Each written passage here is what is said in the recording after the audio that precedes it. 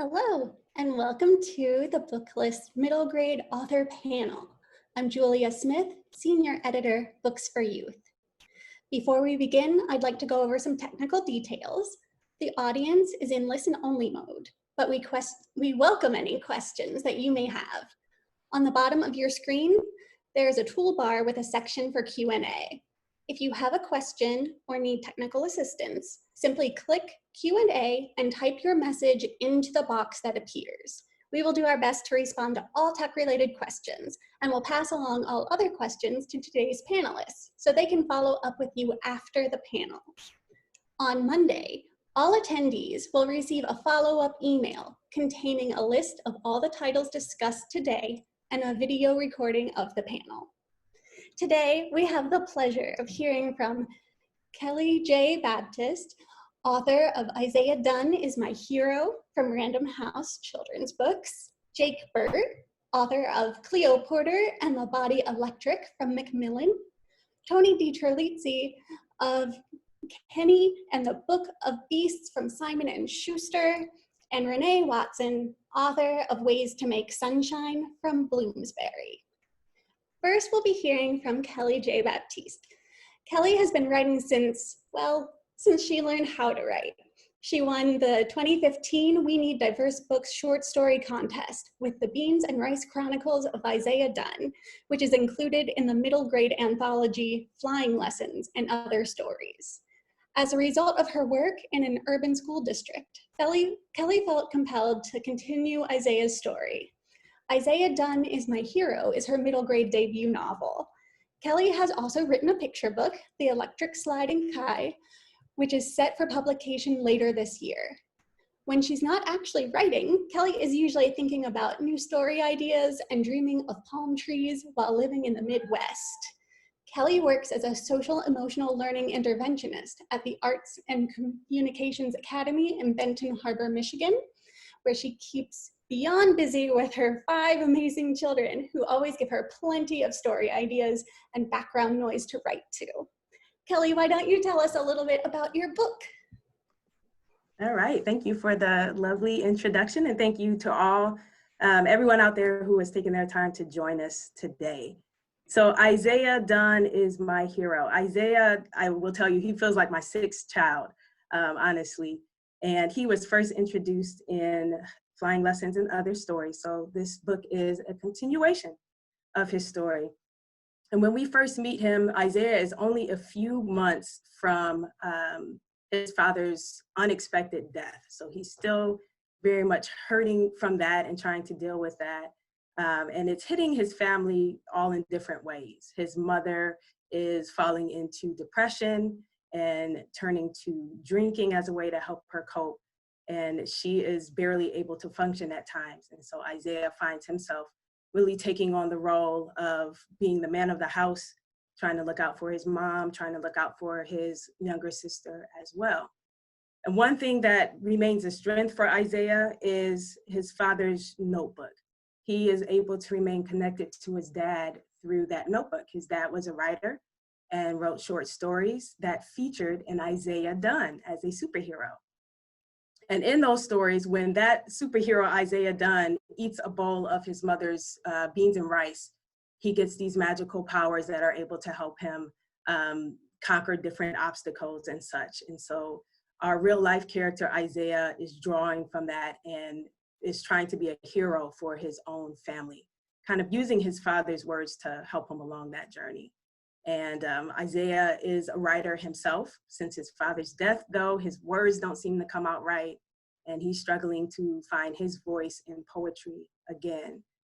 Along the way, he gets into a lot of mischief and a lot of plans with his best friend, Sneaky. He comes up with several hustles to try to earn money to help his family get a new home. And he deals with an enemy or so-called thought enemy at school, a girl named Angel. And I think the lesson really that Isaiah learns along the way is that community, family comes in many different forms, and they are there to help you be the hero that you're trying to be. You don't have to do it all alone. And he's able to lean on some other folks to help him blossom and flourish as the hero for his family and for himself.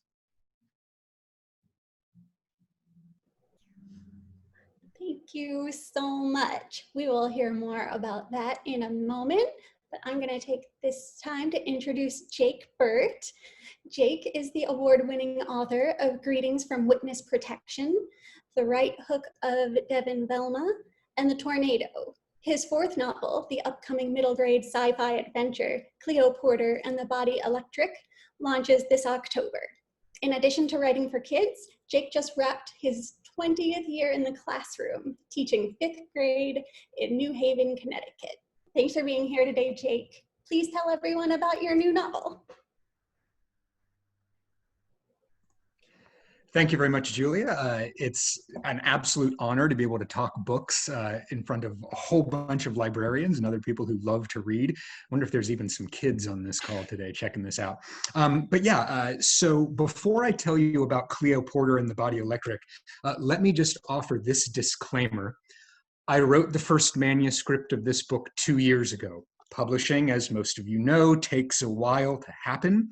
So I promise I am not Nostradamus. I am not a soothsayer or a fortune teller. But Cleo Porter and the Body Electric is my first science fiction novel, and it is about a 12-year-old girl who lives in total isolation as a result of a pandemic. She lives in quarantine 80 years in the future. In fact, everybody does. The only people left alive on the face of the planet live in hermetically sealed apartments. They have no windows, they have no doors. Everything they need is delivered by drones, including medicine, which is how this story starts. Cleo Porter, this 12-year-old girl, this genius, this incredibly fierce girl, is in training to be a surgeon, a remote surgeon. She started this training ever since she was 6 years old. It's all she thinks about. And so when her family gets an order of medicine that does not belong to them, belongs to somebody else, Cleo quickly becomes obsessed with figuring out who this medicine is for, and more importantly, how to get this medicine to somebody she's never met, somebody she cannot meet, and someone she can't even contact. So needless to say, that's what sparks the adventure. Cleo is trapped inside of her apartment, but as you might guess, it would be a short book if she didn't escape her apartment. And so she is the first person to escape an apartment in decades. And the world she finds outside is very, very different from the one that we know. And so the story tracks Cleo as she encounters many, many of these drones that have been invented to allow people to stay remote, to keep their social distance, I guess you could say. And what inspired this book is my experience in a different pandemic. I lived in China in 2003, which many people might remember is the year that SARS hit. And SARS was not a huge deal in the United States, fortunately, but in China, it was a major deal. We were confined to our apartments, had to wear masks everywhere. They canceled all the classes. I was teaching English in China at the time. We had to report our temperature to the government every morning.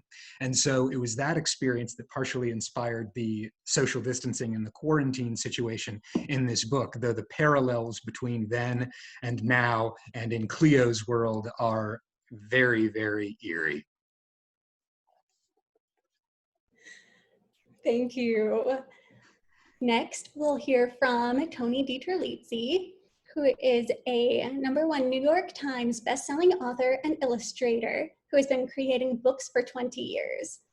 From fanciful picture books such as Jimmy Zhang Weil's Out of This World Moon Pie Adventure and The Spider and the Fly, which was a Caldecott Honor book, to fantastic middle grade novels like Kenny and the Dragon and the Wonderla trilogy, Tony imbues each story with his rich imagination.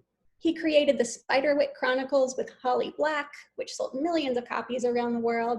Thank you for joining us today, Tony. Let's hear about your new book. Did I do it? Can you hear me? Yes. What button do I hit?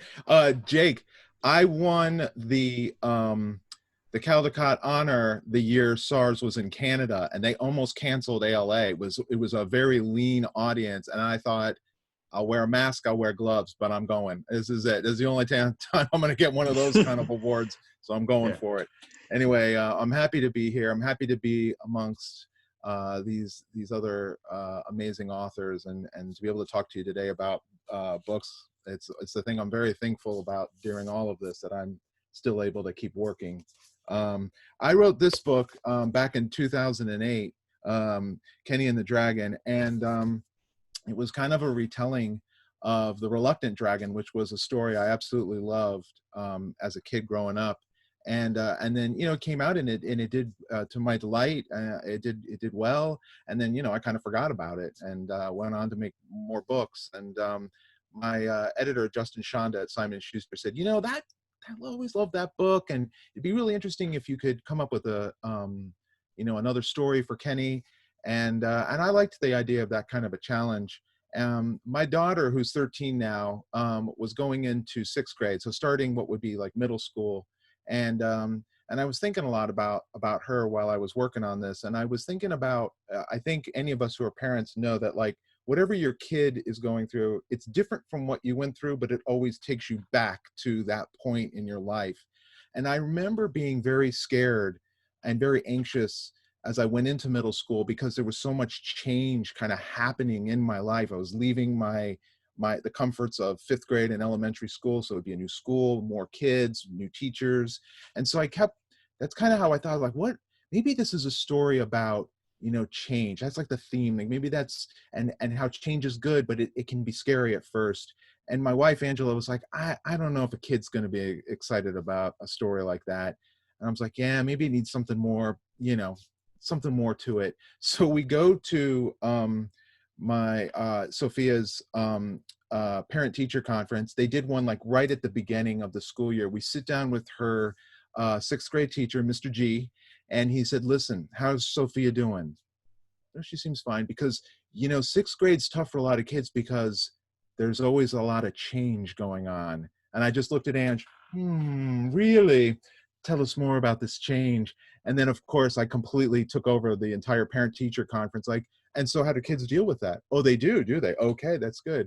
And so I wanted to do that with Kenny. I created a friend triad. So his best friend has always been Graham the Dragon. And so I thought, what would happen if I introduce another best friend? And I know that was always hard. That's hard for me to deal with as an adult sometimes, let alone when I barely had the skill set to navigate it as a 10-year-old.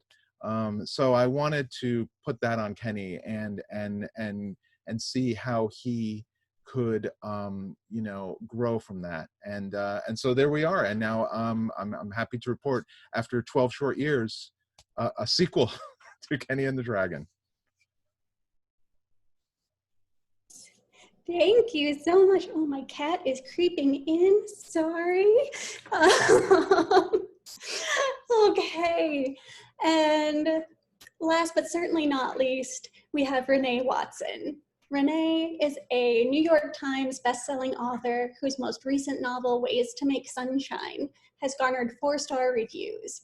Piecing Me Together received a Newbery Honor and a Coretta Scott King Award. Her other books include Some Places More Than Others, This Side of Home, What Mama Left Me, and Betty Before X.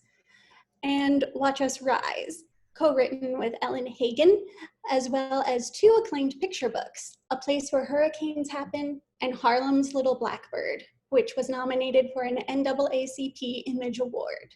Renee grew up in Portland, Oregon, where this newest book is set, and she now lives in New York City. Thanks for joining us, Renee. Thank you so much for having me. I'm so excited to be in conversation with all of you. So my latest book is Ways to Make Sunshine. It's the first book of a series. And this is Ryan Hart. Ryan is in the 4th grade, and she lives in Portland, Oregon, which is where I grew up. And I'm still very much connected to home there. So I kind of live in both places, Portland and Harlem. One of my favorite authors reading when I was younger to read was Beverly Cleary, and I loved the Ramona series. I felt so seen because those streets were real streets. So like Klickitat is a street in Portland, and my aunt lived right around the corner from there, and I knew those parks and the library and all those spaces that Ramona was going to. But there were no brown people, no Black girls in that series. And so as a child, I didn't know how to articulate that, right? But the older I got, I realized there are books where you can sometimes feel parts of you are seen and other parts of you are not seen. And I wanted to write something for little girls, excuse me, growing up in Portland, who are Black girls and who are just rambunctious and playing and having fun and riding their bikes and getting into all kinds of shenanigans. And so that's what this book is about. Ryan is in the 4th grade and her name means king. She gets teased a lot because people say she has a boy's name, but her parents deliberately named her Ryan because they want her to be a leader. So they're always telling her, be who we named you to be, you know, show up at school and be a leader at home. And so she's trying to figure out, what does leadership look like in everyday small ways? She is not up for public speaking. She is not the kid that's going to be the kind of leader that I think sometimes people assume this is what leadership looks like. But through her friendships and her generosity and her caring and her compassion, she shows up as a leader in really small ways that make a big difference. Her family's going through a lot of changes. Her father has lost his job, so money is tight. They have to move to a new old house, and they lose one of their cars, and so she can't do some of the things that she used to be able to do, like buy groceries that she loves to get because she's a little sous chef and she likes to experiment in the kitchen. So things are changing for her. So she's figuring out how to make sunshine, like literally how to make brightness and joy, even in the midst of some sadness and some not so good things.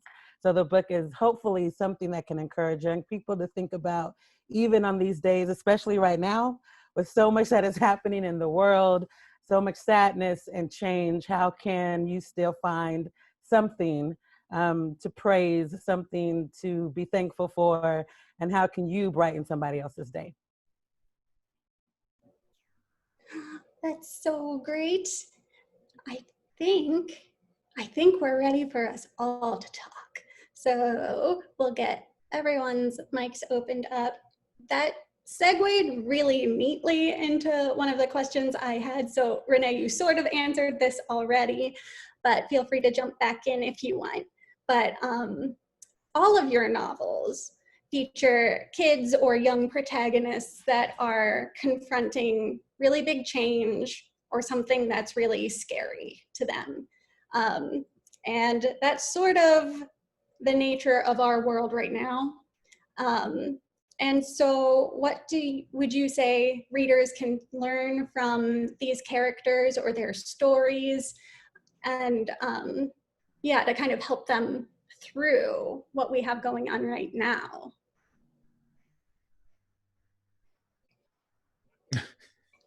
Yes, anyone. I can take that one, sure.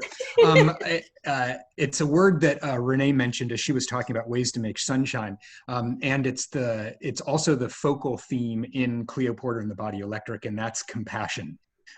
As I was writing this book, the headlines in the news were not what they are today, but they were about things that were going on at our border, children in cages, and as a teacher, as a 5th grade teacher, and talking to my students about these things, I couldn't help but get overwhelmed with the rhetoric that was being used. And so I decided to take some of that and put it in this book by asking myself, what if I wrote a main character whose primary motivation in all things was compassion? She couldn't help but want to assist other people, even if she had never met other people. If that was her overriding obsession, how would she act? What mistakes would she make? And how would it get her into trouble and get her out again? And so I think that's one lesson that kids can take from these protagonists, from these books. If the only thing you're considering when you're acting, when you're responding to the news is this the compassionate thing to do? Is this being kind? Is this being understanding of other people and their viewpoints? Is it trying to help? then I think that's a great start and a great lesson for middle grade readers to at least begin with. Absolutely. Anyone? Yes, Tony. Well, you said, Julia, that these are all stories about change. And I think we're all watching tremendous change happening right in front of our eyes, not just in America, but globally. And I think for many people, change is scary, but change is necessary. And I think the reassurance of a book that I would have read as a 9-year-old or a 10-year-old, or a book that I'd read to my daughter and talk about with afterwards, is that a lot of good can come from change, and that it is so important for us as a society to evolve, to become better than we were before. Yeah, to piggyback on that, it is scary, and we have to go through it, and it might be painful, but to maintain your hope throughout all of that, I think is a theme that's very strong in my book, and probably each one of you guys as well. Jake being in education as well, you've probably heard the term resiliency, and we want our students and our kids to be resilient and to be able to think and process not only their emotions, but the things that are happening around them. And I love what you said about compassion, empathy. That's huge. That's huge. And so for readers of Isaiah Dunn is my hero, you know, you might be an Isaiah. And so for you, I want you to remain hopeful no matter what your circumstance is. And then for those who might know an Isaiah, you know, that compassion, that empathy, the catchphrase I've been using a lot is the story behind the story. You know, take time to realize everyone has a story. And so the reactions, the behaviors, the things that you might see coming from someone else, remind yourself there is a story behind the story, and being kind just to investigate that a little more than we normally would. We get caught up in is this right? Is this wrong? Was that right? Was that wrong? But was that kind? Was that compassionate? And kind of changing the questions that we're asking ourselves. Was that the most kind decision I could have made? Was that the most compassionate thing I could have said? And kind of veering into that a little more. And I'll just add, you know, I think especially talking to young people, it's important to allow them to be human and to make mistakes. And that, you know, we were talking about changing the world, and, you know, you can be anything and go out there and be a little activist. That's great to say, but it's also important to remind them that, and in the process, you might mess up. You still might offend someone. You still might, you know, you're not perfect, and that's okay too. You can still be a part of this movement. You can still change things, even though you have some things to work on. Ryan in the book is not perfect at all. She's competitive. She gets a little jealous sometimes, you know, and so I think too, it's important to help young people see themselves as flawed people who are learning, and that's okay too, that they can still do something, and that we don't have to, and that none of us are perfect. Their teachers, parents, and even the activists that we teach them about made mistakes too. And I think that's an important part of the conversation to have. For sure. Oh my goodness, those are all such wonderful points. And I guess one other observation I had on that, to sort of tack on to what all of you all said, is just seeing all the different examples of bravery when confronted with those changes and challenges in your books is awesome, because you have like huge like demonstrations of bravery where you're breaking out of a building and you're fighting these beasts, but then also just like stage fright or knowing good ways to act even if you've done something that makes you uncomfortable, and confronting that, and like all those little acts of bravery too are so wonderful to see in all their forms. So just wanted to thank you all for that, because your stories are so great. And on that note, here we go. I have talked to our authors before, and because they're writing from such different genres and stylistically, that I asked if they would all read page 95 of their books for you all. So you can just sort of get a taste of how wonderful these stories are. So let's see, is everybody ready? You have your books? Great. Sort of. Okay. I think that's what we'll go with. And let's just, Kelly, do you want to kick us off? Sure, yeah. Okay, so Isaiah Dunn is my hero, as well as the Beans and Rice Chronicles. It's told and written in kind of journal format, so dates. So I'm going to be reading from the April 28th entry for Isaiah. My stomach feels like Jackie Chan is inside, kicking up a storm. Me and Angel have to present our poetry project, and even though it only has to be 3 minutes long, that seems like forever to me. We met up at the library a few times to practice, and Mr. Shepherd kept telling us we're gonna do fine. I think he's just saying that because he has to. You all right? Angel asked me. I can't lie. The whole Rocket Restore thing did help me and Angel. We're not best friends or anything, but we don't feel like enemies either. Yeah, I say, but the truth is I'm feeling real nervous, like something ain't gonna go how we practice. Mrs. Fisher calls our names and we walk to the front and set up our giant poster, which is filled with the words from all the poems we liked. The words are big and little, some typed and some written in Angel's bubble letters, and in all colors. When we're little, one of the first things we learn is the alphabet. Those 26 letters make up the millions of words we use, and those words can form anything we want, including poems. Angel starts off our presentation, and it doesn't even seem like she's nervous at all. She reads some of the poems we picked, and the sound of the words helps me calm down. Thank you so much. Let's genre hop. Jake, I pick you. Am I like your Pokemon? Okay, so the background here, sorry if it's, I've got to do a little explanation here. It is sci-fi and we're in the middle of the book. So you're going to encounter 3 characters here. Cleo obviously is one of them, a 12-year-old girl. She's the only human you're going to meet on this page. The other 2 are a floating skull, and now it's a human skull, but it's actually got an observation drone inside of it. This little observation drone, goggle-eyed drone, was bothering Cleo, and so to shut it up, she put her human skull that she uses to study. She doesn't just carry around a human skull. Well, okay, she does, but she uses it to study. She popped that on top of this drone, and it turns out the drone can still fly, and it's been following her around. So she gave it a name. It's Yorick, obviously. The other character you're going to meet is Miss Vane. Vane is an acronym for Virtual Adaptive Instructional Network. This is basically an iPad or a tablet that Cleo has, and on there is a digital teacher.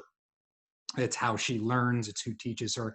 Think of it as a kind of web browser with social emotional intelligence.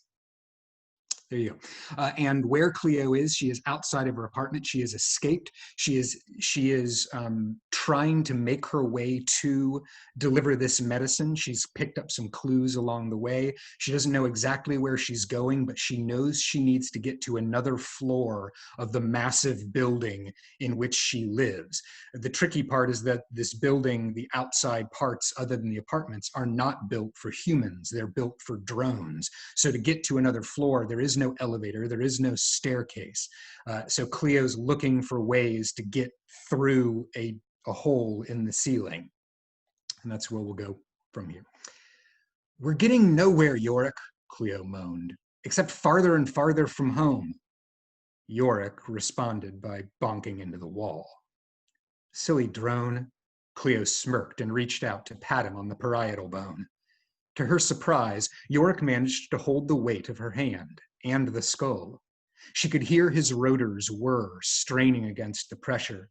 Sure, he eventually sank, but he seemed a lot stronger than Cleo had given him credit for. At the same time, another transport drone, its beetle-like cylindrical shell domed and shining, lumbered past.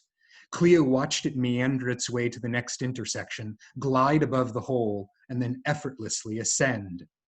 She pursed her lips. Miss Vane, is there any information in the database about how much weight a transport drone can carry? Miss Vane blinked. Depending on the classification of drone, they can fly payloads of up to 400 pounds. And what if that weight suddenly changed? What would one do? There is no information on that topic, Miss Vane said, and she leaned forward at her desk. Why do you ask? Cleo set Miss Vane down and rubbed her suddenly sweaty palms against her pants. I'm scheming, she replied. Would you like to hear a story about a girl who attempts to ride a flying creature? The protagonists survive in slightly over 59% of the narratives. Thank you. All right, Renee, can I ask you to go next? Sure. So in this scene, Ryan has just found out that she has to be, the 4th grade class is having a talent show, and it's mandatory that every student in the 4th grade participates. And she's worried about what talent she has. So she's walking home after school. We start walking, making our way home. Ray on the outside of the sidewalk, closer to the curb, like Dad taught him. I am in the middle of him and Kiki, which is the worst place to be, because when Kiki says, so Ryan, what is your talent gonna be? All I hear is them going back and forth about how good their talents are. I say, well, I'm good at cooking. That's not the kind of talent you can do at a talent show, Ray says. Kiki agrees, and then it starts, the two of them going back and forth, how cooking is not a talent. Ray laughs and says, I mean, you can maybe win a cooking show, but there's no way you're gonna win against singers and dancers. But it's a talent show, not a competition. And we should do what we're good at, right? I say. There's a prize, Kiki says. It's definitely a competition. I remember that when I was in the 4th grade, they asked us to do that too, Ray says. He emphasizes 4th grade, like that was so long ago. Like he's so much older than all of us. I won, he tells us. You did not, I say, even though I'm not quite sure. Thank you. All right, Tony. Where's that button again? Okay. 95 for me was just a bunch of dialogue, so I just backed it up to the beginning of the chapter, if that's okay. Too much setup. I'd spend the entire time telling you about it. So there's 3 friends from the first Kenny and the Dragon book. There's Kenny Rabbit. He's like a 10-year-old kid. Rabbit. I don't know what that is in rabbit ears. 100. His best friend is Graham the Dragon, and he's also friends with a very old retired knight named George, Sir George. This book focuses on a bestiary, which played somewhat of a role in the first book. Now, bestiaries, if you don't know, were a collection of all known living organisms on Earth, created during back further before even the 15th century. And they often contained drawings and depictions and detailed accounts of mythical creatures as well, like dragons, unicorns, basilisks, manticores, which is the creature Dante, who is featured on the front of the book. He's a manticore. So they, as was common practice back then, these bestiaries were often written by one account and then copied over and over and over again. And of course, as every time these accounts would be copied, they would become bigger and bigger fish. They would become more and more amazing and completely more and more inaccurate. So in an effort to set the facts straight about Kenny's good friend, Graham, George has gone out to try to find the source, the original source of a bestiary. And it's written by a author named Eldritch Nesbit, after E. Nesbit, who also happened to write a book called The Book of Beast, which I may or may not have stolen for this book. No sooner have they've given up the quest on finding Eldritch than Eldritch herself actually shows up, and the friends, Kenny, Graham, and George, are talking about it. I've got a picture. There they are. They're hanging out. Let me see if I can get it right. There they are, having a little collection there at the King's Castle. And also, if anyone is from the UK or Wales, I apologize for my horrible British accent, but it's the voice I heard in my head when I was writing them. The royal ballroom was the perfect quarters for a dragon-sized guest. As well, it was ornate, warm, and most importantly, close to the kitchen. Kenny and George sat with Graham on the hearth, at the hearth of a crackling fire, and spoke in hushed tones. So, is she a sorceress or a witch? Asked Kenny. Hard to tell, lad, but I haven't seen the likes of her in a long time. George cradled his steaming mug of tea. I still don't know how she remained in the land of the living. If she indeed wrote the Book of Beasts, she'd be nearly 300 years old now. Flying books, alive for centuries? She may be a witch, but that's not your run-of-the-mill witchcraft, said Graham, shaking his head. She's using powerful magic. Dark magic? Asked George. She's wearing black on brown. What do you think? Graham sipped his chamomile tea from a pewter pitcher. Though, honestly, she should just pick a color story and stick with it. There you go. Graham throwing a little shade at the witch already. That was great. Thank you so much. I really did just want to give everyone the chance to see like the full spectrum that you were representing here today. And it's great. You know, there are all the differences, there are common themes, which we have touched on. But can we talk for just a little bit about your writing process?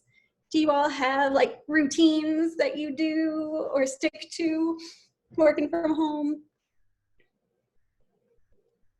I used to have a routine and quarantine happened and those first few weeks threw me off, which is so strange because I'm used to working from home, right? But I think just the emotional stress of everything that was happening, and then now all of the uprisings and the protests for Black Lives Mattering, it's been a lot. It's been hard to write right now. So I've been reading a lot. And I think that is also a part of the creative process. So people ask a lot, like, what do you do when you get stuck? And when I get stuck, I turn to poetry for inspiration. I read Nikki Giovanni and Gwendolyn Brooks and Maya Angelou and just try to kind of fill the well if I'm feeling empty or feeling like I don't know quite what I want to say. So part of my practice is reading, in particular reading poetry, because when I'm writing fiction, I try not to read in the genre that I'm writing. So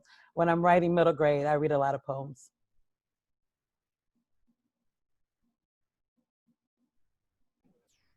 You all are so quiet. Nobody else. I mean, look, I'll never shut up. I'll just keep talking. I mean, it's I'm kind of with you, Renee. I mean, it's been very hard to be productive for the last 6 months, and it's gotten worse. You know, I mean,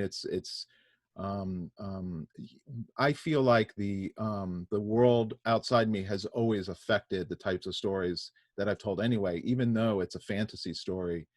Jake, you had mentioned earlier about kids being put at the border, being put into cages and stuff, and how horrific that was to see.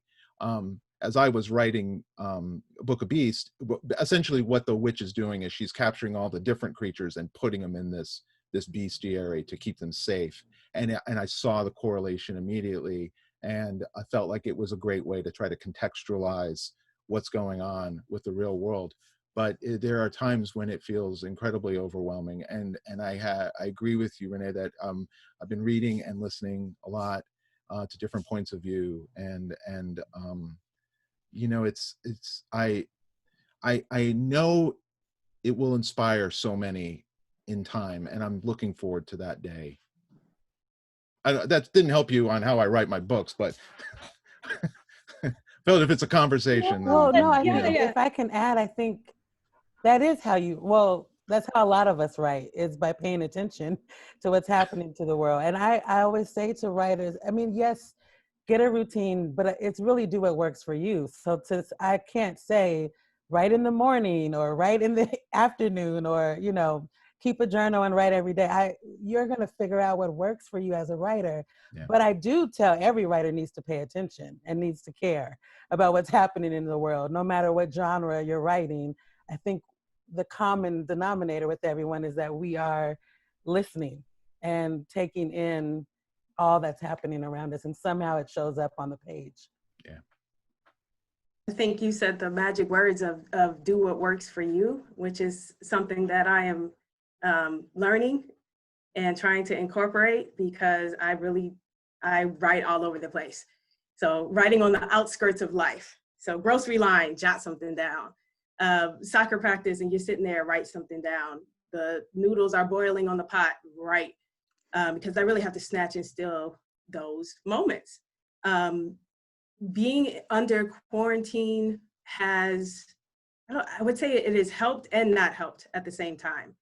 It has helped because there's not the hustle and bustle to get out of the house and be out of the house for work and school and all of that. So I can wake up in the mornings and kind of be able to focus on that. But at the same time, I'm working from home. I have 5 children in 5 different grades, so I have to stay on top of their learning. The house still needs to be clean. That's probably a good thing. The children still have to eat, so that's another thing that has to happen.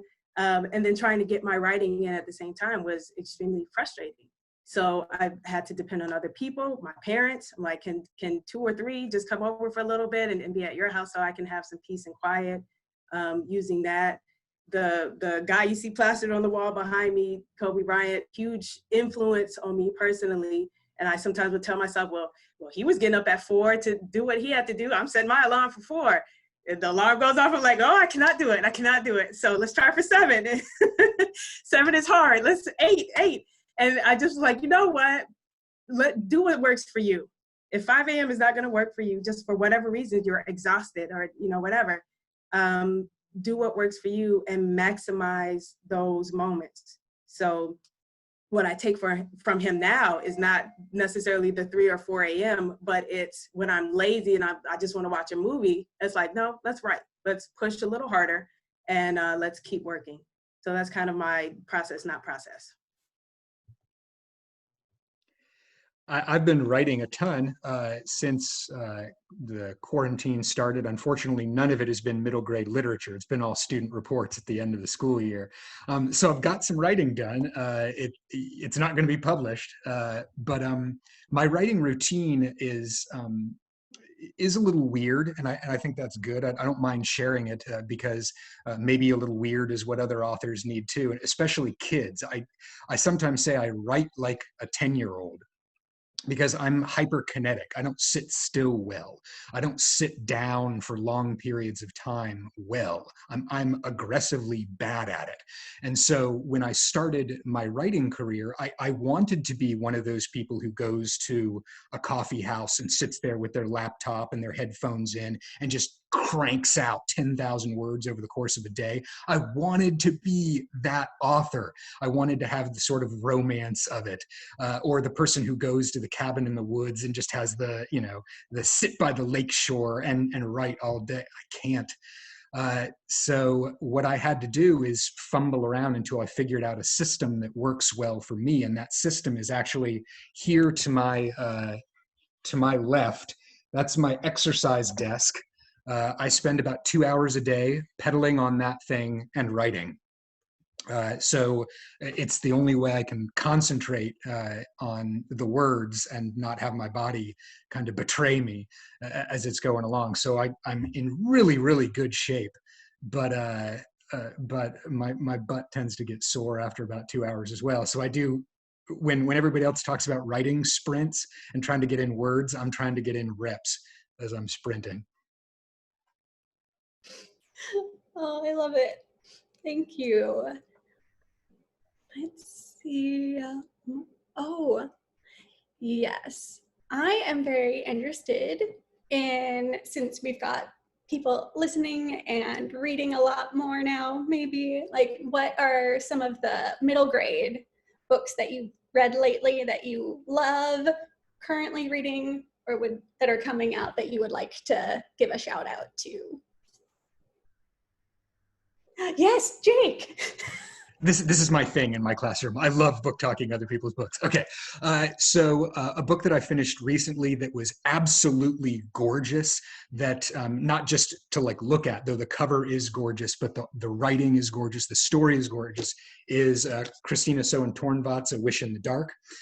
This is a fantastic fantasy story based on Thai folklore. It's also a retelling of Les Mis, but Christina is a wonderful author, really good friend of mine, and her book just knocks it out of the park. Highly recommended. If you're looking for, color all over the place, magic color, magic lights, a really compelling protagonist with a great backstory, wise old monks, the works. This book is excellent. I'm super enthusiastic that my school has picked for our all faculty summer read Trevor Noah's Born a Crime, the middle grade edition. There's a grown-ups edition, but there's also a middle grade edition. And also I just stole off of my daughter's pile because I'm a huge Marvel fan and I'm a huge Nick Stone fan. So the one that I think I'm going to drop everything else to go ahead and read right now is Nick Stone's Shuri, which just recently came out. And I haven't started it yet, but I have looked through it enough to know that the actual text is printed in purple ink, which is just fantastic. I want to get in touch with Macmillan and be like, hey, can we do purple ink for one of my books? I don't know. So, there you go. Thank you. Who else do we have? Okay, I'll go ahead. I didn't bring the books with me, so Jake, you're on it for that one, man. Good job. I've had Genesis Begins Again for a while, and I was just able to start it with, being at home. So reading that, I've also been really into novel in verse as of late. So I'm reading a lot of that as well, reading House Arrest right now by A.A. Holt, and A Red Pencil by Andrea Davis Pinckney. So excited to get going on those. I've noticed myself kind of writing in that way as well. Because of how I write. Like I have to write in spurts, so it lends itself to kind of the novel in verse. So I've been doing that. Excited about Class Act when that comes out by Jerry Craft, and just kind of opening myself up to graphic novels a lot more. I was that mom before, like, why are you only reading this? This is not a real book or whatever. And then I started reading them and I'm like, this is amazing. So expanding in that way too. And then audiobook wise, my kids and I, we listen to an audiobook at bedtime. And so middle grade has been a really good spot because their age range is 6 to 14. So just right in the middle, this is what we're going to listen to. Everybody is into it. So City Spies, the first book is what we've been listening to and they love it. I love it. So that's what we're listening to in terms of audiobook. And Renee, we have listened to yours, some places more than others. As well pretty recently. So that is what I'm reading and looking forward to read. Thank you. So awesome. Yeah, we love it. I'll talk about 3 books. Brandy Colbert, who's mostly known for YA, she has her debut middle grade that has either just come out or is about to come out. But I read an early copy and it's called The Only Black Girls in Town. And it is so good. And especially in this time right now, I know a lot of people are really trying to support Black stories, support Black authors. And what I like about this book is that it breaks the stereotypes that I think a lot of people assume they're going to get when they read a book about Black protagonists. And so I really, really recommend this book because it is beyond Black pain and struggle. It is 2 girls living their lives and getting to be in teenage shenanigans like every other teenager, and also very much linked to their identity and to the story of how you can be a part of the same group, but also be different, which we know, I think we know that, but sometimes the types of books we give our young people don't always say that. So it's nice to see that in a book. And then Stamped, which is a remix of the adult version, Jason Reynolds and Dr. Ibram X. Kendi. I'd highly, it is the history book I wish I had when I was a child. It is so good. And right now, I think it's a great book to read because it gives context to all that's happening right now. So I recommend that for middle grade. And of course, anything Nikki Grimes, but like I said, I've been going back to poetry, and her book, One Last Word, is such a brilliant book. It is beautiful art, and also poetry from the Harlem Renaissance, plus new poems that's inspired by those Harlem Renaissance poems. And so it's just a great mixture of texture, layered story, and poetry. So I love that one as well. Thank you. Like, my answer is going to be so lame. So here's my thing. Like, Sophia's just finished 7th grade, and so they have required reading. So whatever she's reading, I read it with her so that we can talk about it. And it was The Giver, Animal Farm, and then they were going to read Fahrenheit 451. Thank God the teacher was like, maybe let's take a break and we'll read a different Ray Bradbury story instead. And I'm like, we can read all these, and we could just watch CNN, because they're kind of interchangeable right now. Unfortunately, those are the ones that I have been reading, which I haven't read, to be honest with you, in a really long time, and just depressed how prescient they remain to be from the times they were written until today. But it's led to some incredible conversations about a lot of things that are going on. So those are the ones that I've read recently, and talking about a lot with my daughter. So. Great. We will try to compile the titles that were just recommended to for everyone listening today, except for Tony. No, it's all good. Recontextualize your classics, all of it. And we are starting to get to the end of this, but it's been so nice. Let me find another theme. Well, sort of in the vein of recontextualizing classics, but like, is there a trend in middle grade writing that you've noticed these days, or something that you feel there's a need for writers now and moving forward, like stories that kids do need told? I think one of the big trends that's been overwhelmingly positive with my students and for me, because it allows me to get more stories into more kids' hands, is just an explosion in what we consider a book for middle grade. The fact that Jerry Craft just won the Newbery for a graphic novel is fantastic, because it allows me to bring that sort of chutzpah, that validation to putting a graphic novel into a kid's hands. Kelly mentioned novels in verse. Chris Barron's new book, All of Me, is just great, and being able to recommend that to kids and they can read it because it's more manageable in terms of a word count. Like, it's 20,000 words, but if a kid can say, I'm reading a novel, it's a novel in verse, but it's legit and it's valid, that just expands our ability to bring stories to kids. And I think that's been the single greatest revolution in middle grade literature over the last 10 years is the format that we recognize as valid and true and a necessary part of what we bring to kids.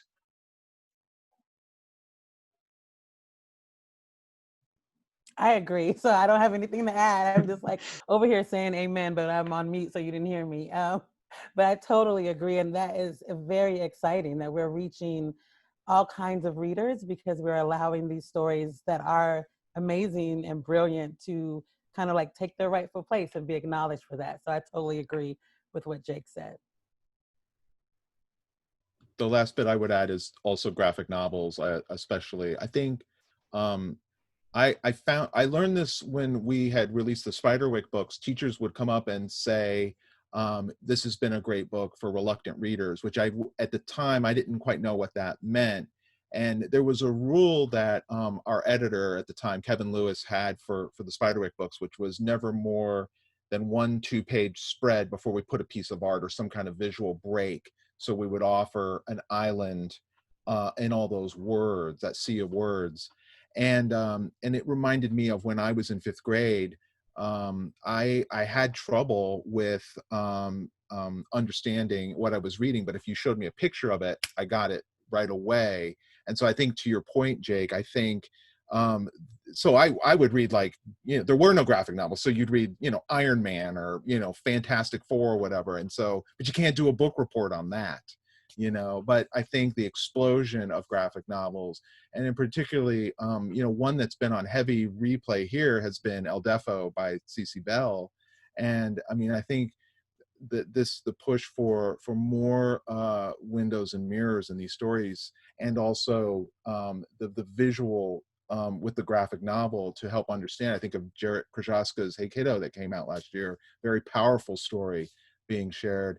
And so it's amazing to see the boom of graphic novels. I suspect that it's here to stay and will continue to grow for years to come. I'll be quiet now, sorry. Well, that was good. You guys pretty much covered it all. Those are the three things I put on my list. I don't want to call it a trend because it's really a necessity, but we're seeing a lot more of diversity in literature for middle grade, and that extends beyond race and culture, gender. I mean, just diverse, because that is what we are. And so I'm excited to see that continue to happen, and for us to be able to expose kids to different experiences. Yes, you need to see yourself, but you also need to see somebody else. And so I'm excited about that push, that slant, the different authors who are writing in that way. And for powerful stories, as you said, Tony, I think kind of the trend is middle grade is still kind of, you're young, so we'll make it a little more fluffy. YA is when you really deal with some stuff. But that's not what's happening. I work in a middle school, and kids younger and younger are dealing with a lot of different issues, and to kind of, I won't say sugarcoat, but just kind of censor or condense it down at this age until you're 13, 14, and then you cross over. Well, they already crossed over into a lot of different things. So I am appreciating being able to see those powerful things, those real situations, appropriately written for a middle grade audience. And as a teacher, I've found that that the phrase reluctant reader is, as more types of literature are introduced to our readers, I hope that phrase sort of passes out of our lexicon. Because what I'm finding is I don't have reluctant readers. I just have readers who haven't found their kind of text yet. And so for the kids you might have previously labeled, oh, that's a reluctant reader, you give them the Amulet series, and then where's the next one? And then that's great, because that allows me to reframe that kid's thinking about themselves as a reader. Oh, you're not a reluctant reader. You just like to read this stuff over here. You didn't like the stuff that we were putting in front of you and pushing at you for the first, 5 or 6 years of your educational career, but now we've got it. And a kid who still doesn't have that yet, it allows me to assure them that we'll find it. Eventually we'll find it. There's somebody out there making something for you, whether it's a graphic novel or the mainstreaming of comic books, like Tony was talking about, Iron Man and the Fantastic Four. For me as a kid, it was choose your own adventure books. The Lone Wolf series was my jam. I still got them on a shelf right over here. Once I discovered those, my reading took off, and it was a gateway to all these other books, not choose your own adventures, like more conventional stories, but it took that spark to get me into that. And so the more matches we have to set that spark for kids, this is a terrible metaphor, I apologize, but I'm going to go with it anyway. The more matches we have to spark that interest in reading for kids, the better. I want to add, you were talking about gateway. One of the things that was a tremendous gateway for me in middle school was Dungeons and Dragons, because it had first come out in the 80s and it came out in the 70s, but became very popular in the 80s. And again, I didn't want to read anything the teacher put in front of me. But because of Dungeons and Dragons, I wanted to know more about who Tolkien was, or myths and lore from all over the world. So it's exactly what you said, Jake. It's like you just didn't have the right thing in front of you. And so I think whether that's a story that reflects a faraway place that somehow interests you and fantastical characters, or a very grounded real life reflection of the world that someone is acknowledging the world you're living in. I think it's I suppose our job as authors collectively to keep creating these diverse stories in hopes that we can get, in conjunction with bookstores, librarians, teachers, these stories in the hands of kids. That's wonderful. Thank you all. We have run out of time for today, but I appreciate you so much for coming here and discussing your amazing new books.